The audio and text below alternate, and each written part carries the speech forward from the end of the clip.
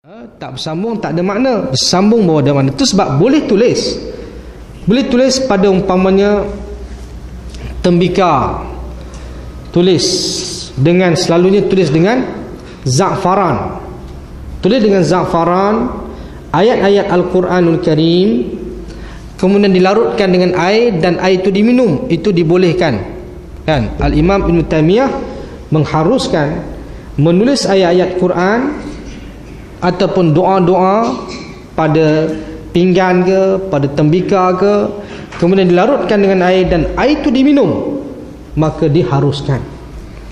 Tapi cara menulis itu mesti betul, bukan tulis secara terputus-putus, itu tak boleh, tak boleh kan. Macam itulah macam air musaffa, air yang ditulis dengan za'faran, ayat-ayat suci Al-Quran tu dilarutkan dengan air kemudian diminumlah, begitu, itu dibolehkan, dibolehkan kan. Mana tu ayat-ayat tertentulah. Umpama kalau nak melembutkan hati dia, maka tulis ayat-ayat pelembut dengan za'faran kan, kemudian tulis ayat-ayat pelembut, larutkan, minum.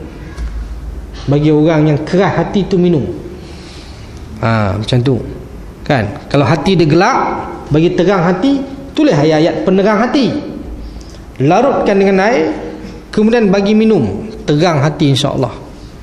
Kalau tak terang juga, tu tak tahu nak kata kan, memang gelap semua lah tu kan. Nampak Pak Malau pun nampak gaya teranglah sikit hati dia kan. Sehari dua ni lah kan, terang lah tu. Mudah-mudahan lah kita. Kita tak tahu hujung orang ni, kita tak tahu kan, hujung kita tak tahu. Itu sebab yang penting tuan-tuan di mana? Di hujung hidup kita ni tuan-tuan. Di awal okey lah, kita nak awal kita baik, hujung kita baik kan. Kita tak nak awal kita baik, hujung tak baik, ataupun awal tak baik, hujung pun tak baik. Ada orang awal tak baik, hujung dia baik. Dikira di mana? Hujung tu yang dikira. Dia macam kita mengira kan, kita campur darab. Hak mana yang dikira? Jumlah dia yang dikira. Hak campur darab tu tak ada apa benda. Nilai jumlah tu, yang tu yang dikira. Itu sebab kita nak husnul khatimah. Penamat itu yang dikira tuan-tuan.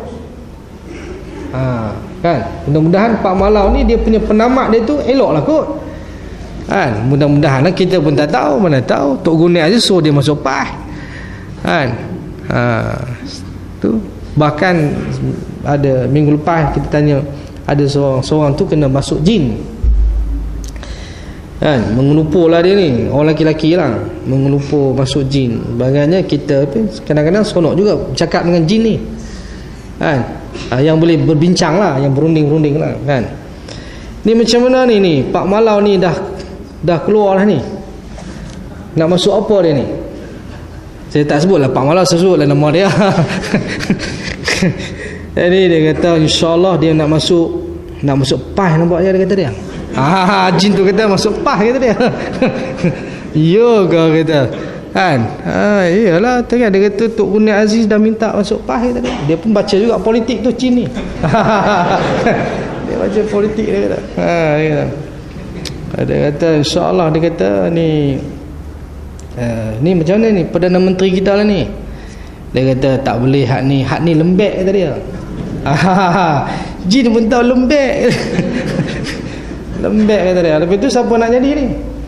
Dia kata mungkin Ustaz Hadi kot, Dalam Menteri. Bukan saya lah, Ustaz Hadi Awang lah. Ustaz Hadi Awang kata dia. Ya ke Ustaz Hadi Awang? Baguslah kalau lucu kan. Itu kata dia lah, saja-saja sembang lah kan. Jin ni dia ikut perkembangan politik tu. Baik. Sungguh.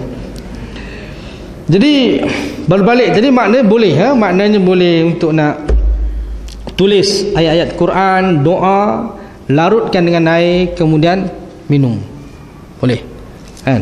Tapi kalau yang jenis tulis yang tak faham ataupun putus-putus huruf dia walaupun daripada Al-Quran, tapi tulis secara putus-putus, itu tak boleh, haram hukum dia. Tulis. Baik. Jika anda mengetahui bahawa lelaki itu adalah seorang tukang sihir, maka janganlah sekali-kali anda pergi kepadanya. Kalau anda tetap melakukannya, maka akan tepatlah hadis Nabi sallallahu alaihi wasallam berikut ke atas anda, iaitu sabda Nabi sallallahu alaihi wasallam, man ataka hinan fasaddaqahu bima yaqul faqad kafara bima unzila ala Muhammadin sallallahu alaihi wasallam. Rawahul Bazzar. Barang siapa yang mendatangi bomoh, termasuk tukang sihir, dan ia membenarkan apa yang ia katakan, maka sungguh ia telah kafir terhadap apa yang telah diturunkan ke atas Muhammad sallallahu alaihi wasallam. Itu dah risiko dia. Risiko mereka yang pergi jumpa tukang sihir, pergi jumpa tok bomo, kemudian percaya dengan tok bomo tukang sihir, maka dia punya risiko dia telah kufur dengan apa yang diturunkan kepada Nabi Muhammad sallallahu alaihi wasallam. Ini perkara yang sangat bahaya, tuan-tuan. Itu sebab ke ini memang perlu diperluaskan, tuan-tuan. Itu sebab ilmu perubatan ni suatu ilmu yang perlu diperluaskan. Lebih-lebih lagi lah kita sudah memerintah Selangor ni, kita boleh di samping adanya kem-kem motivasi, kita selitkan ilmu yang berkait dengan perubatan secara umum untuk dikenalkan kepada masyarakat, berhubung dengan ilmu ini, supaya masyarakat bila mana menghadapi masalah, dia tak akan jumpa tok bomo lagi dah. Soalnya tuan-tuan sekarang ialah masalah sekarang kita ni, masalahnya tok bomo berleluasa dan tak diambil tindakan ke atas mereka, sedangkan mereka melakukan perbuatan syirik dan mengajak orang kepada syirik. Cukup bahaya, tuan-tuan. Tapi kita tak ada akta ke? Tak ada undang-undang ke kita ni? Kena ada enactment untuk pergi tangkap tok bomo ni, pergi masukkan ke pusat pemulihan akidah ke, Ini perkara ni, tuan. Selagi mana ada mereka ini, maka selagi itulah ada orang pergi jumpa. Bahkan diiklankan dalam surat khabar secara jelas. Jadi ini sebenarnya tak diambil tindakan. Kuasa tu kita tak gunakan kuasa untuk nak menangkap golongan ini. Sedangkan ia suatu perkara yang bersabit dengan soal akidah. Soal akidah, tuan-tuan. Ini perkaranya, makna kena bawa perkara ini untuk supaya di-enactmentkan, ada undang-undang untuk mencegah golongan ini daripada mereka beroperasi. Kena cegah, tuan-tuan. Tak tahu setakat ni ada enactment apa. Begitu. Maknanya perkara ini sangat bahaya. Maknanya kita kena ambil perhatian berat. Itu sebab kita kena jelaskan. Saya sendiri pun dah jumpa dengan Datuk Dr. Hassan Ali untuk nak buat program-program ni bersama dengan kem motivasi dan sebagainya, selitkan program perubatan ini supaya dikenalkan kepada masyarakat. Sebab orang tak kenal, tuan-tuan. Tak kenal, dia susah. Bahkan baru ni pun kita pergi ke England, baru ni pun ada orang tak setuju pergi England pasal dia tak pi kot. Orang sponsor, saya disponsor oleh Persatuan Melayu UK, dan Persatuan Melayu UK ni bukan UMNO, tuan-tuan. Dan sebut Persatuan Melayu UK, dia bukan UMNO.